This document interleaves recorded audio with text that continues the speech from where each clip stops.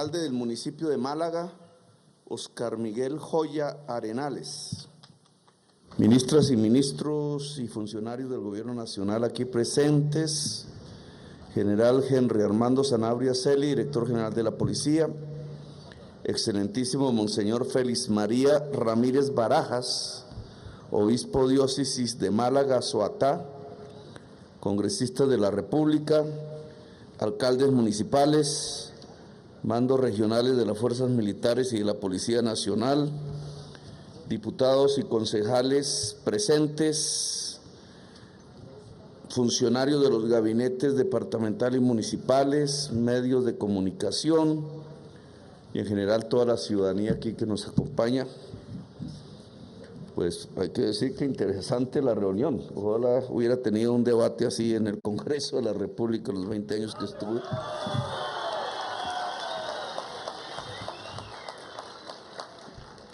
El nivel de inteligencia de aquí, ojalá se instalara allá.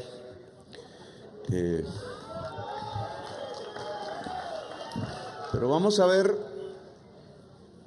digamos, en las cosas que estamos de acuerdo y ver las cosas que nos separan e iniciar un proceso de diálogo ya ha comenzado, que debe llevar a unos resultados prácticos, que somos gobierno.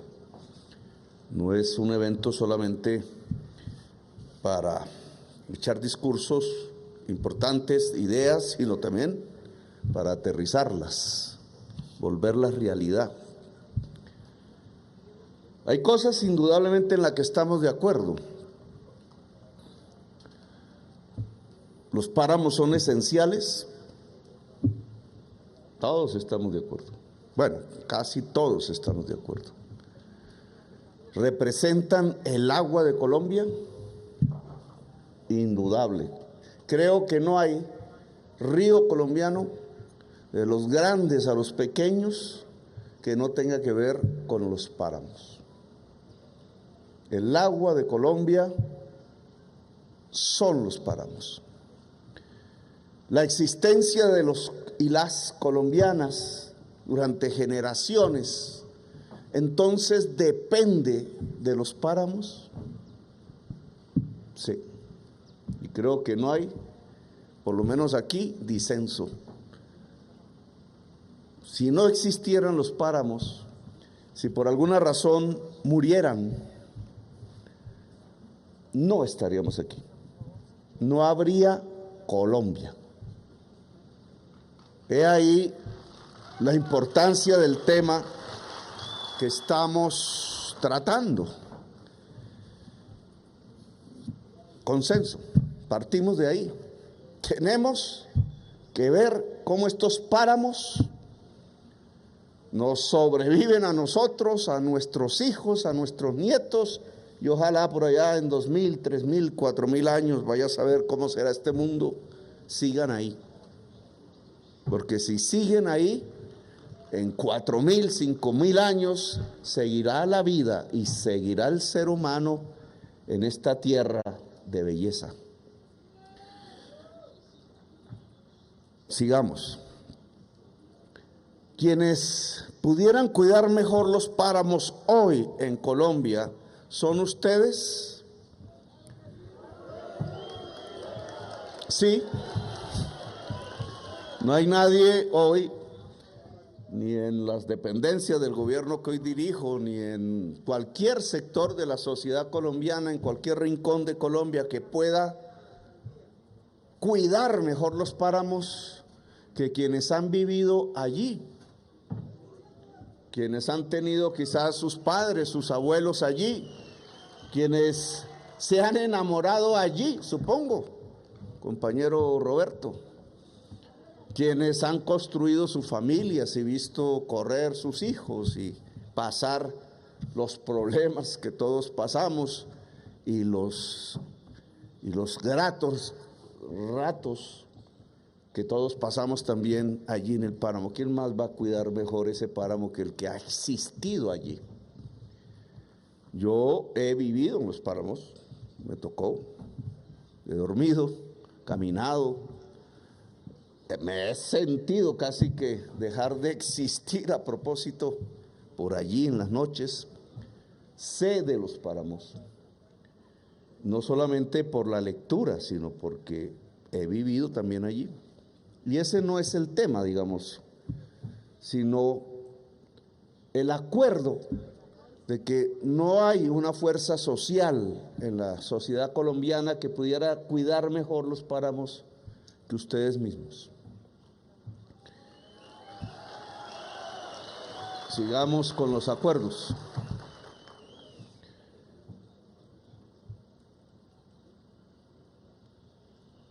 Que están criminalizando, fue la palabra más o menos lo que escuché, no sé bien las formas concretas que eso está adquiriendo a partir de las leyes que ustedes han mencionado, que están criminalizando la existencia y la actividad del campesino, de la campesina en los páramos, y que eso no debe ser.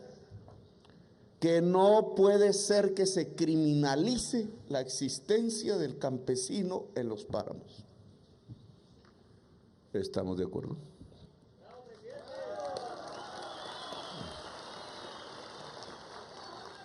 Tengo que estudiar mejor los mecanismos por los cuales se ha llegado a esa circunstancia y quiénes las están promoviendo. Pero en Colombia criminalizan cosas que nunca jamás debieron haber sido criminalizadas. Ustedes lo ven a lo largo y ancho de nuestra historia reciente. Un campesino que cultiva hoja de coca va a parar a la cárcel. El narcotraficante va a parar a la sala en la fiesta del club o de la casa del senador de la República. Lo dijimos una y otra vez en la campaña electoral. Mientras más campesinos llevan a las cárceles, y el 25% de los presos que hay hoy en cárceles que ya están hacinadas por esa misma realidad, son campesinos que cogen con hoja de coca para excusar que no capturan a los grandes narcotraficantes en este país. Le muestran a los gringos el campesino, pero jamás al empresario del narcotráfico capturado. ¿Por qué? Porque el empresario es amigo del poder, financia el poder, incluso se viste de senador. Y yo creo que ha paseado por los pasillos y los salones fríos del palacio en donde hoy vivo. Es la hipocresía que hace que entonces el criminal es el pobre y el hombre de bien, el criminal. Lo vemos no solamente con los campesinos de la hoja de coca, lo vemos con los jóvenes que salieron a protestar no hace mucho, pidiendo educación o pidiendo ingresos, pidiendo la dignidad para vivir. ¿Y dónde están esos jóvenes? En las cárceles. 200. Esos les dicen en la televisión criminales, terroristas, son jóvenes del pueblo. Los que los asesinaron, los que los torturaban, están saliendo de la cárcel o nunca entraron a la cárcel. Ellos sí no son criminales. Criminal es el que protesta. Criminal es el joven por ser joven y por ser pobre. Entonces no, en este gobierno del cambio vamos a criminalizar pobres. Me están por allá, mandan amigos de quienes no nos quieren a los Estados Unidos para que vayan allá a los altos funcionarios a decir: es que Petro es amigo de los narcotraficantes porque no fumiga los cultivos de hoja de coca, o porque le ha dicho al ejército y a la policía que nuestro enemigo no es el campesinado. Y hasta algunos convencen, pero no, es que ahí no es donde está el problema. El problema no está en el seno de nuestro pueblo, y nuestra política no es criminalizar a nuestro pueblo por lo que piensa, por lo que hace, por sus maneras de intentar sobrevivir en medio de una situación que indudablemente nos ha llevado a muchos y a muchas al desespero. Así que ahí hay otro acuerdo. Nadie que viva honestamente en los páramos de Colombia va a ser criminalizado en mi gobierno.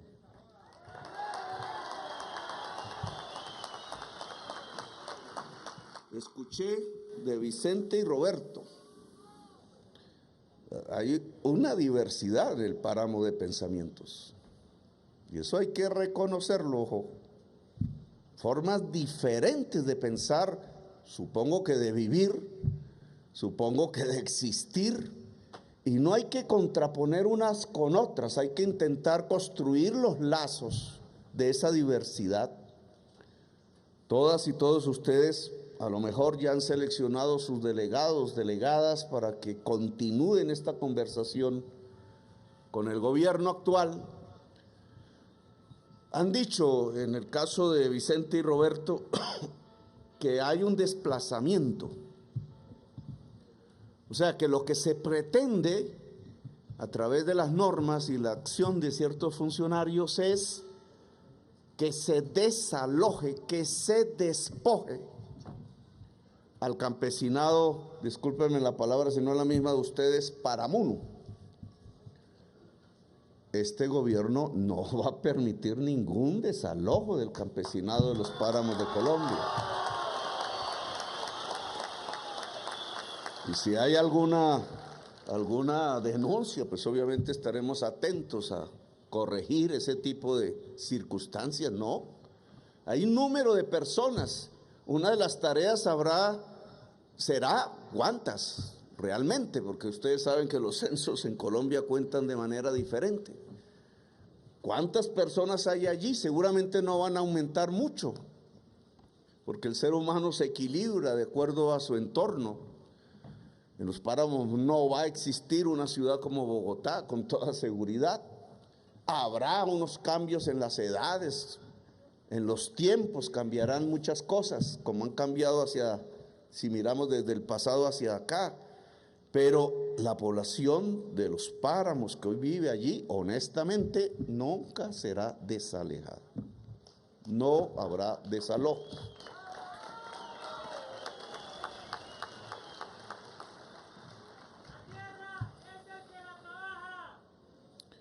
Ahora bien, también escuché aquí de varias compañeras y compañeros que en el trasfondo hay un negocio. Y aquí entonces sí tenemos que profundizar un poquito más y explicarles mi posición. Yo me consideré, cuando empezaron las luchas recientes por el agua, defensor del páramo de Santurbán. No fui a las manifestaciones porque ya era muy conocido, entonces me iban a decir oportunista y ahora se quiere coger las banderas y cosas de esas que había en Bucaramanga, varias.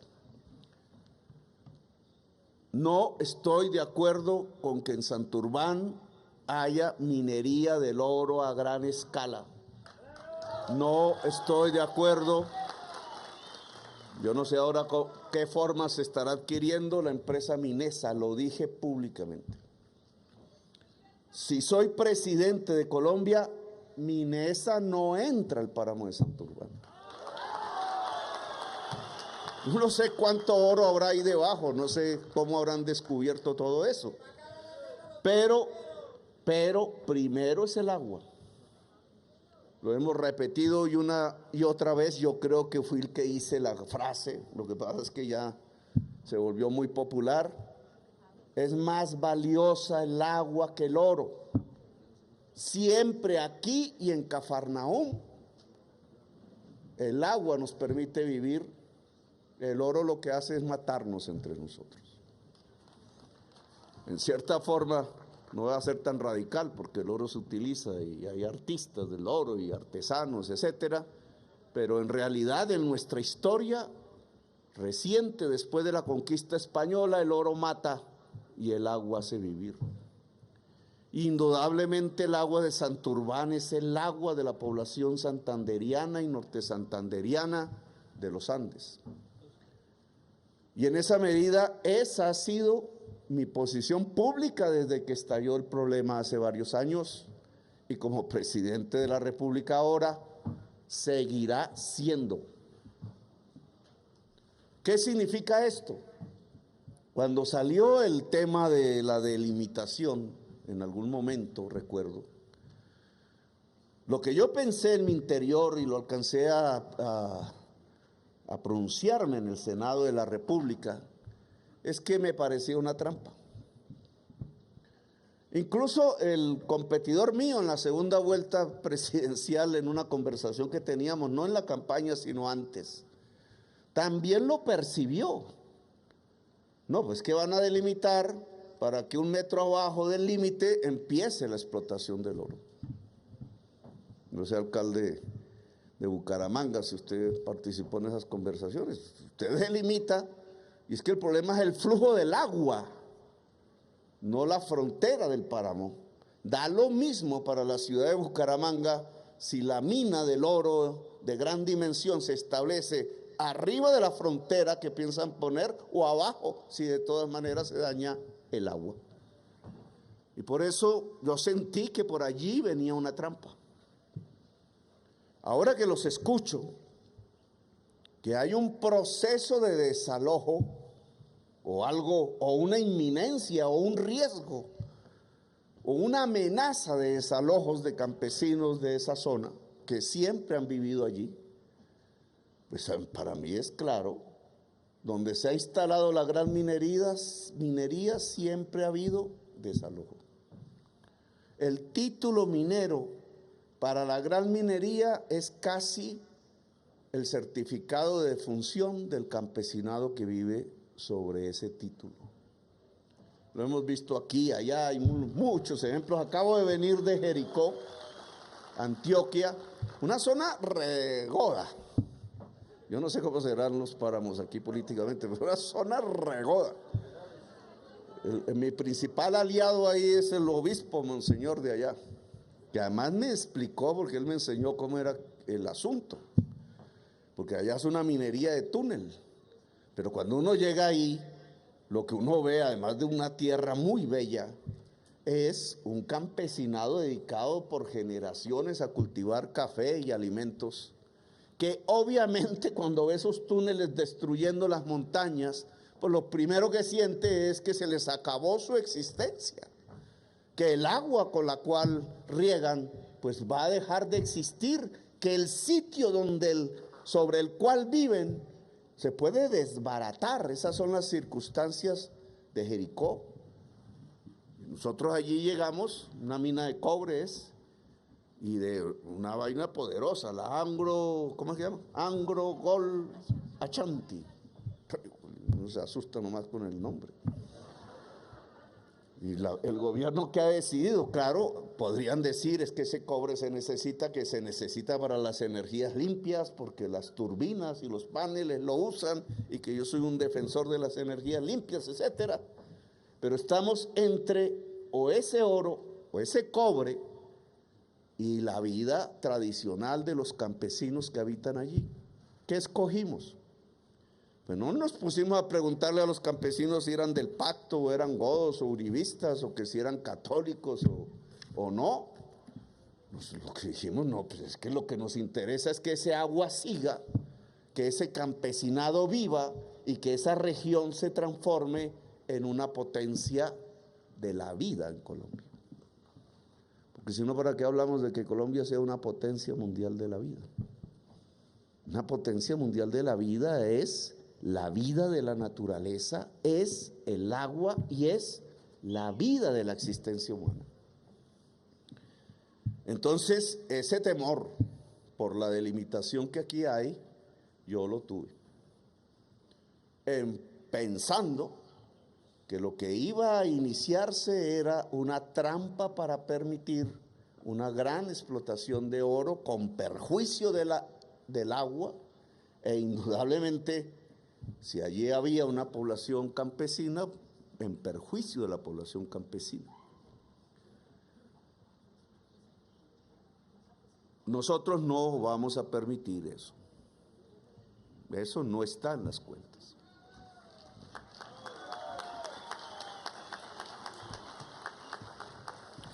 Ahora, mi compañero Roberto hizo una buena disertación de economía política. Hacía tiempo no escuchaba a alguien con conceptos de economía política. Uno siempre siempre está oyendo unos yuppies neoliberales. Los entrevistan todo el tiempo por televisión y nunca se puede hacer una discusión seria que él planteó alrededor del tema de la crisis climática. No me voy a meter en la discusión porque ahí sí cae el sol y seguimos aquí hablando. Pero sí tiene que ver. Incluso yo señalaría el principal peligro que tienen los páramos hoy a raíz de eso que se llama la crisis climática. Y que el pueblo que habita el páramo debe saber. Porque ¿qué es la crisis climática? Que el mundo industrial, Roberto le llama el capitalismo, así se llama, desde la revolución industrial, porque lo mueve la ganancia, y para tener cada vez más ganancia, entonces tiene que producir más, usar más materias primas, usar más fuerza de trabajo y usar más energía. Pues encontró que la energía que permite esa inmensa productividad creciente es el carbón y es el petróleo. A eso le llamamos combustibles fósiles, porque vienen de animales que murieron en el pasado hace millones de años. Fósiles, que eso quema como en una gran hoguera, la hoguera de la codicia. Si fuese, menos mal, monseñor, porque si no competía con usted. La Biblia, ¿cómo es que decían? El ídolo, Baal, ídolos de la actualidad, que es la codicia. Eso genera una hoguera y lo que sale en todo el desarrollo de estas grandes economías mundiales es gases, CO2, dióxido de carbono, gases que cambian la química de la atmósfera cada vez más, entre más codicia, más producción, más energía, más carbón, más petróleo, más cambia la química de la atmósfera. ¿Y cómo cambia? Pues los gases son efecto invernadero, es decir, los rayos del sol, el calor quedan ahí conservados. Y en la medida en que eso va aumentando la temperatura promedio. Por eso entonces los hielos se derriten, grandes masas del agua de los océanos se evaporan, territorios que tenían un río de pronto desaparece. Esas grandes masas de nube cuando se estrellan con las cordilleras producen aguaceros y épocas de inundaciones que nunca se habían visto. Nosotros estamos viviendo una todavía. 1 millón de damnificados. En Pakistán, 2/3 partes de una población que es como de 150 millones de habitantes bajo el agua. Y cada vez es peor, porque cada vez crece más la codicia, cada vez crece más el consumo de las energías que llamamos fósiles. ¿Qué le pasa a los páramos con eso? Independiente de si vivimos ahí o no, independiente de eso, los páramos aumentan el doble el promedio de temperatura que la superficie al nivel del mar. Y eso hay que tenerlo en cuenta. Y no va a ser dentro de un siglo. Quizás ustedes ya lo han notado, tendríamos que preguntarlo, pero es en cuestión de 10, 20 años. Si la temperatura promedio del planeta crece 2 grados centígrados por encima de lo que había antes de que se despertara la codicia del capitalismo, entonces en los páramos crece 4 grados centígrados. Ahora, ¿qué pasa si crece 3, 6? ¿Qué pasa entonces con la vegetación de los páramos si se eleva en promedio 4 grados o 6 grados centígrados? ¿Qué pasa con el frailejón? Y entonces la capacidad de captar el agua de las nubes para volverla líquida, ¿se mantiene o se acaba? Ese es el peligro de la crisis climática para la Colombia. Se nos puede acabar el agua. y la vida allí cambiaría. Lo dejo solo como mención para que lo estudiemos, porque este es un tema que hay que estudiar. Esto cambia incluso las posibilidades de producción. La papa crece con 6 grados centígrados más de temperatura. Ustedes saben más que yo de eso, pero indudablemente este es el mayor peligro de los páramos de Colombia. Y tenemos que investigarlo. ¿Cómo se cura esa enfermedad? Y aquí voy a donde no estamos de acuerdo. ¿Cómo se cura esa enfermedad que hoy tiene la humanidad y que el Papa Francisco, ahora que lo mencionaron, pues lo ha puesto como el principal problema de la humanidad? Y que como la televisión no muestra ni enseña mucho, pues muchos colombianos todavía no se han dado cuenta de lo que puede pasar en el inmediato futuro. Es que nos puede extinguir como humanidad, a todos y a todas. Nuestros hijos vivirán peor que nosotros y nuestros nietos peor que nuestros hijos si no hacemos nada. ¿Y qué hay que hacer? Dejar de consumir petróleo y carbón. Y hay que decirle entonces a quienes lo consumen en su gran hoguera de la codicia, que dejen de consumirlo. Yo no sé si se necesitará una revolución para eso. Se lo dejo ahí entre su pensamiento, compañero Roberto. Pero hay que hacerlo. ¿Y eso qué significa entonces? Si nos metemos en eso, esa solución, ¿cómo dejamos de producir sin consumir carbón y petróleo? Ahí le voy a lanzar una palabreja. En la agricultura, eso se llama agricultura descarbonizada. Se exportará papa a Europa si nosotros somos capaces de producir papa sin el petróleo y sin el carbón. Ellos no pueden. La papa de Bélgica que usted mencionó, no, la compañera fue la que mencionó la papa de Bélgica, que es la verdad, ese es el producto de los TLC. La papa de Bélgica y el maíz de los Estados Unidos, que es lo que nos están trayendo a manos llenas aquí, se hace y es barata porque hay una alta productividad que se debe al uso intensivo de máquinas y abonos llenos de productos derivados del carbón y del petróleo.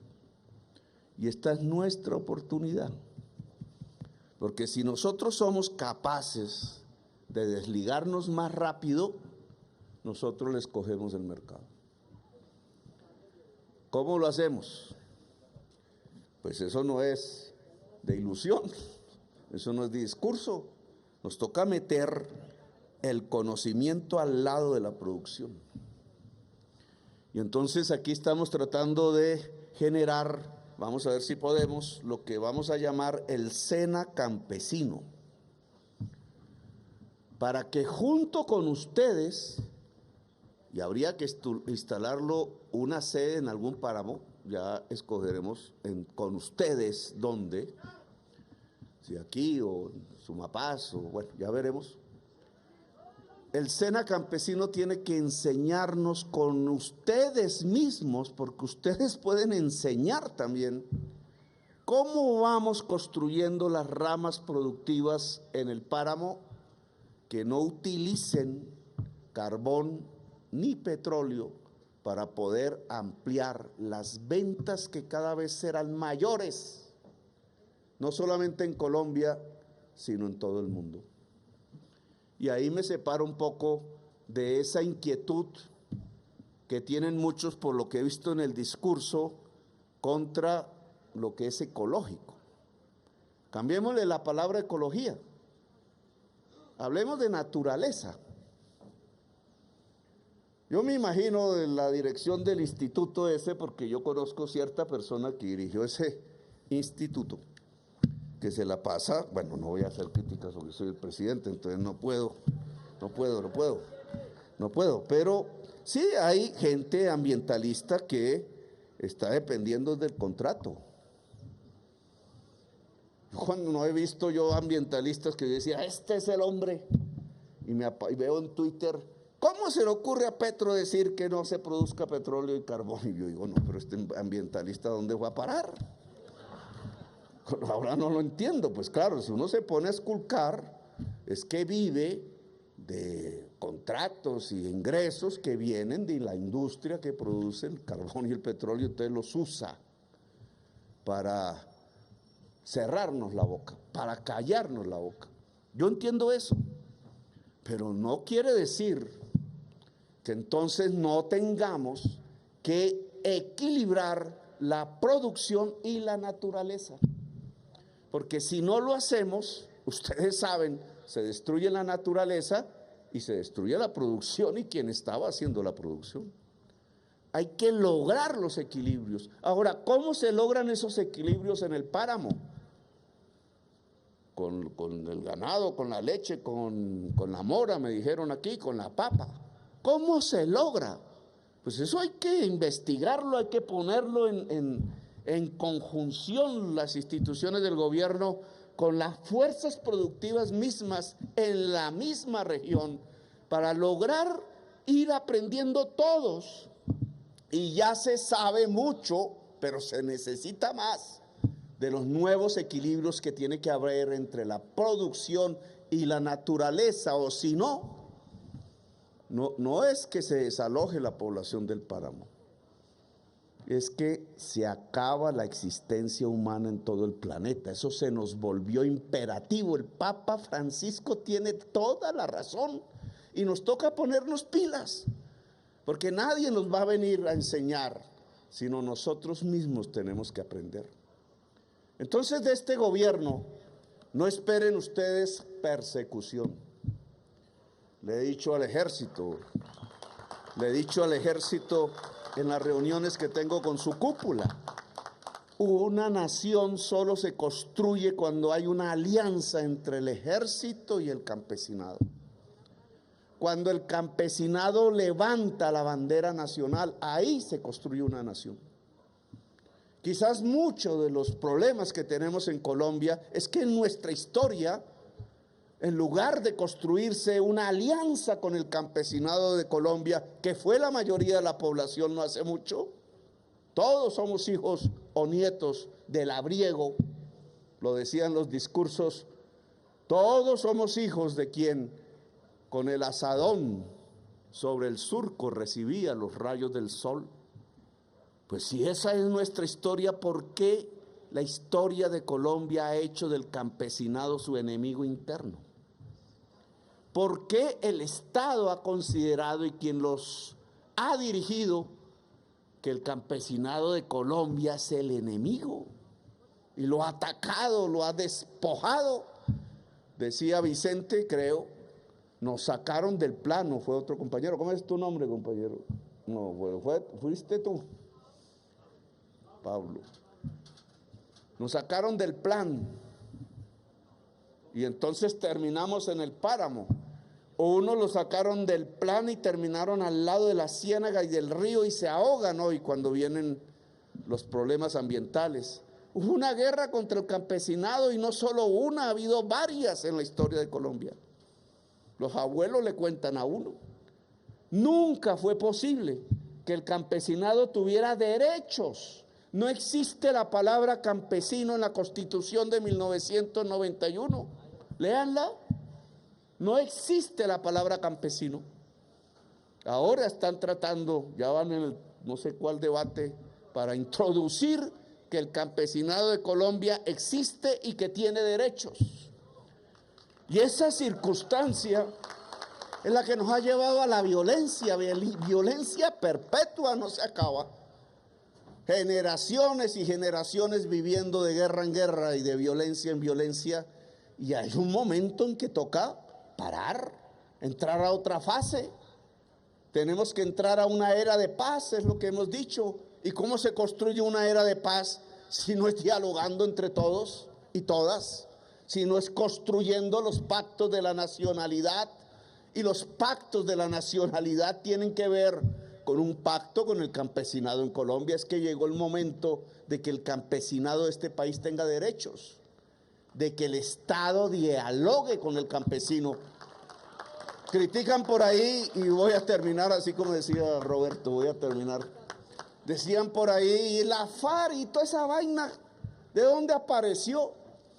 Cuando uno se pone a leer la historia por allá en los años 50, yo no había ni nacido, en los 60, 50, esa vaina nace porque a un presidente se le ocurrió que había que bombardear unas cooperativas de campesinos cafeteros en el Tolima y en el Cauca, porque le dijeron al presidente que cooperativa era igual que comunismo, y que entonces cómo iba a volver esas cooperativas unas repúblicas independientes, que había que bombardearlas. El general les dijo que no, Valencia Tovar creo que se llamaba. El general les dijo, ¿qué les pasa? No, usted tiene la orden, bombardee. Bombardearon y miren el problema que tenemos. No salimos del problema. Ya, degenerado, con lo que quieran, pero surgió de un ataque del Estado contra el campesinado. En un pueblito, en una aldea, por allá en una montaña que nadie conocía, cerca a una cooperativa de campesinos cafeteros que lo único que querían era seguir trabajando y que les hicieran una vía para poder sacar mejor su producción.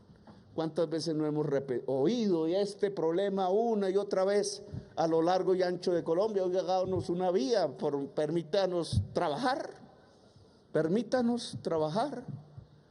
Bueno, pues en este gobierno no vamos a hacer lo mismo que en aquel gobierno que desató la guerra en Colombia. En este gobierno no va a haber una guerra contra el campesinado. En este gobierno lo que planteamos, con todos los problemas que tenemos, es una alianza entre el Estado y el campesinado de Colombia para construir de verdad la paz. Ustedes tendrán sus delegados, delegadas, las que quieran, los que quieran. Hay que continuar la conversación, tema concreto, problema concreto, páramo por páramo, porque cada páramo es diferente y la gente vive diferente en una parte y diferente en otra. Los problemas, solucionémoslo. Hablaron de titulación, se me olvidaba, que ya cuando los años avanzan. Aquí está el director de la Agencia Nacional de Tierras. O sea, acaba de salir del hospital. Yo no sé si se enfermó porque le dije que había que hacer una reforma agraria ya. Fue a parar al hospital, aquí está. Pero entonces hay un programa de titulación de millones de hectáreas, derivado de los acuerdos de paz. Yo creo que es válido titular. Claro, para eso hay que hacer censo, ¿no? Que si no, los desalojan a ustedes, pero otros. Titular no significa, porque es terreno baldío, la compañera habló ahí muy bien lo jurídico, titular en terreno baldío a las familias campesinas que hoy habitan realmente en los páramos de Colombia.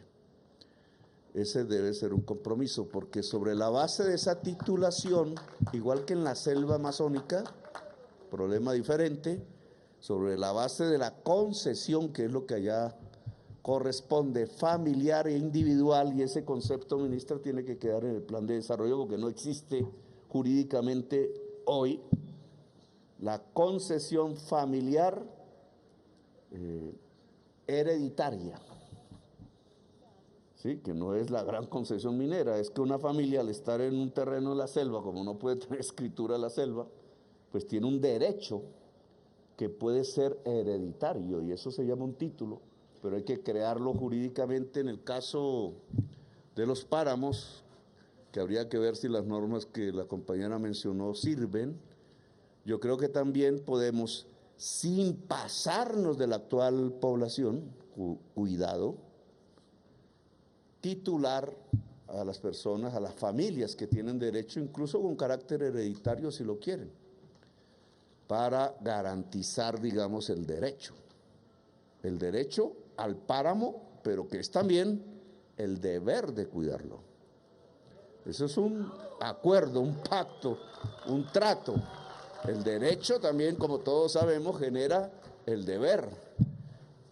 Cuando mi esposa digo, tengo derecho a ti, pues entonces sí, pero hay también unos deberes.